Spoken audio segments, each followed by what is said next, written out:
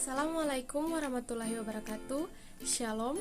Perkenalkan, saya Valerina Cindy Claudia Espanyo dari kelas A Prodi Pendidikan Biologi dengan NIM 43141915. Baiklah, pada video kali ini saya akan mempresentasikan PPT dari organ reproduksi tumbuhan Gymnospermae dan Angiospermae. Reproduksi tumbuhan Gymnospermae dan Angiospermae. Reproduksi pada tumbuhan tingkat tinggi relatif kompleks, melibatkan siklus hidup yang terdiri dari dua fase, yaitu fase saprofit diploid dan fase gametofit haploid. Tubuh menonjol dari pohon Angiospermae, semak, tanaman keras, dan semusim, serta Gymnospermae, pakis, Phenophytes, dan Leucophytes adalah saprofit, yang berkembang dari sel telur yang telah dibuahi atau zigot. Siklus hidup tumbuhan vaskular. Saprofit menghasilkan sel khusus yang disebut sporofit, yang menjalani meiosis menghasilkan spora haploid. Spora berkecambah untuk membentuk gametofit, tempat gamet diproduksi. Gamet bergabung untuk membentuk zigot diploid, dari mana embrio atau saprofit muda berkembang. Di sini ada dua poin yang akan kita bahas. Yang pertama itu reproduksi Gymnospermae, yang kedua ada reproduksi Angiospermae. Poin yang pertama yaitu reproduksi Gymnospermae. Meskipun reproduksi di Gymnospermae dan Angiospermae serupa, ada beberapa perbedaan utama, termasuk lokasi pada saprofit ovula yang mengandung megasporongia, di mana megaspora dan pada akhirnya sel telur diproduksi, dan lokasi mikrosporangia, di mana mikrospora dan akhirnya serbuk sari. Biji-bijian dan sperma berkembang. Perbedaan signifikan lainnya adalah kompleksitas gametofit, mekanisme penyerbukan dan pembuahan, dan nutrisi embrio yang sedang berkembang. Secara umum, struktur yang terlibat dalam reproduksi Angiospermae yang terdapat di dalam bunga jauh berkurang dibandingkan dengan yang ada di Gymnospermae. Ovula dan mikrosporangia dari Gymnospermae yang masih ada diproduksi masing-masing pada kerucut betina megasporangia dan jantan mikrosporangia atau strobili. Pada tumbuhan runjung, bakal biji ditanggung pada permukaan adaksial dari sisik ovolverus dengan ujung mikropilar ovula dekat dan menghadap sumbu kerucut. Mikrosporangia ditanggung pada permukaan abaksial dari mikrosporfil. Dalam tumbuhan runjung, Megasporangium multiselular disebut nukleus dalam literatur yang lebih tua, dan integumen penutup tunggal terdiri dari bakal biji. Di samping ini ada gambar dari Megasporangia dan Mikrosporangia. Setelah mikrosporogenesis atau meiosis dan perkembangan spora, mikrospora berkembang menjadi butiran serbuk sari yang merupakan gametofit yang belum matang. Pada saat penyerbukan, setiap butir serbuk sari mengandung dua sel protalial yang mengalami degenerasi, dan satu sel generatif dan satu sel tabung. Butiran serbuk sari menyebar angin, mendarat di tetesan penyerbukan yang menarik kembali dan menarik butir serbuk sari melalui mikropil dan bersentuhan dengan permukaan megasporangium. Di sini ia berkecambah menghasilkan tabung serbuk sari. Sering bercabang yang memasuki jaringan megasporangial yang berfungsi sebagai haustorium.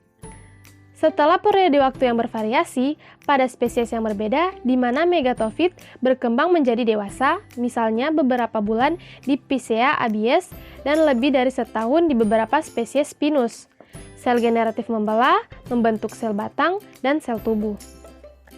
Dalam beberapa Gymnospermae, beberapa sel telur dapat dibuahi sehingga menghasilkan beberapa embrio. Suatu proses ini disebut polyembryony. Dalam banyak tumbuhan runjung, probrio yang mewakili tahap awal dalam perkembangan sporofit terbagi menjadi beberapa, biasanya 4 embrio. Suatu proses yang disebut polyembryony ini adalah pembelahan.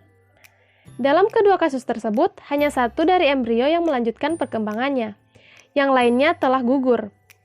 Selama pertumbuhan dan perkembangan embrio di dalam benih, sporofit mudah memperoleh nutrisi dari produk penyimpanan, terutama lipid dan protein, dalam jaringan megatofit dan di mana ia tertutup.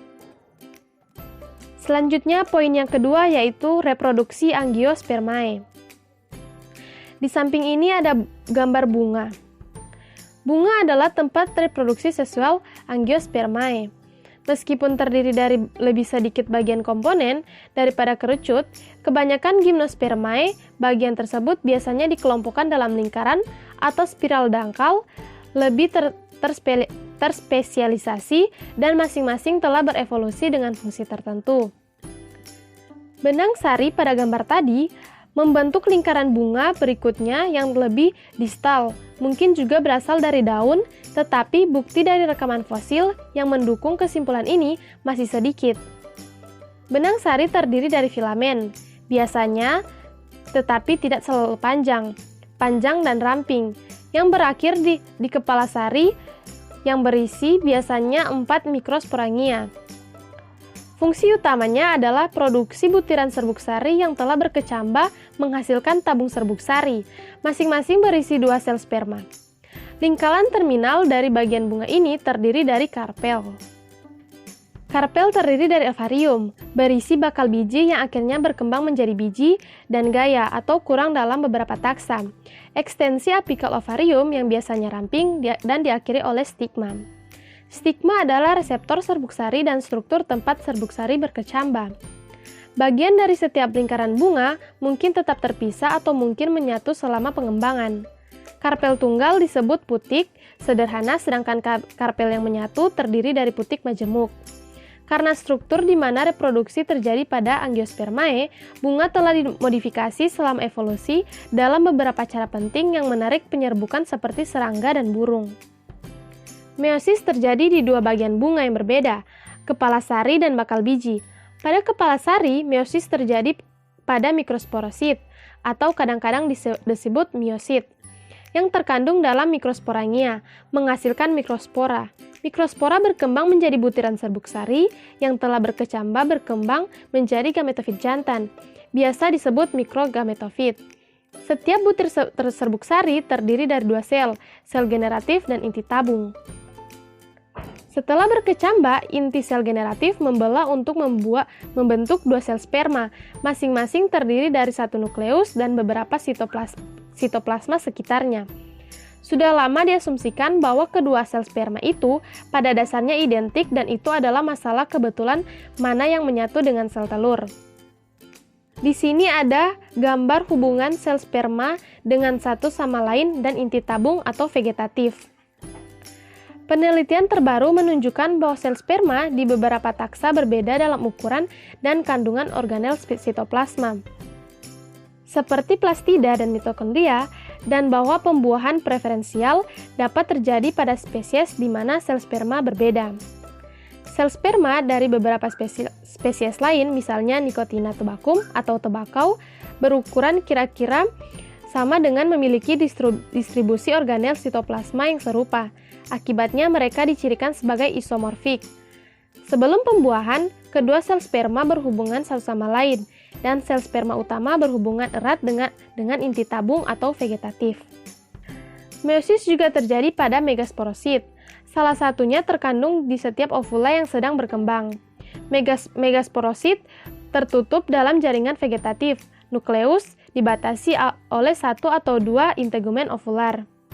Paling umum, pada angiospermae seperti tumbuhan runjung, meiosis menghasilkan pembentukan tetrat linear megaspora, berorientasi pada bidang sejajar dengan sumbu panjang bakal biji. 3 dari spora ini berdegenerasi dan megaspora yang tersisa berkembang menjadi betina atau megagametofit, yang disebut kantung embrio dalam angiospermae. 3 pembelahan mitosis di dalam sel ini menghasilkan 8 inti. Saat pembelahan ini terjadi, sel asli mengembang dan memanjang, dan 4 inti berimigrasi ke setiap ujung kantung embrio yang sedang berkembang. Di sini ada gambar mikrograf elektron transmisi sel telur dan 2 sinegrit terkait. Dalam gametofit betina Nicotiana tubacum. Memperluas dari aparatus berfiliformis, dari salah satu sinegrit ke dalam sitoplasma sekitar gametofit adalah hustoria bercabang banyak, terlihat di sini sebagai area cahaya yang melingkar sehingga terbentuk tidak teratur.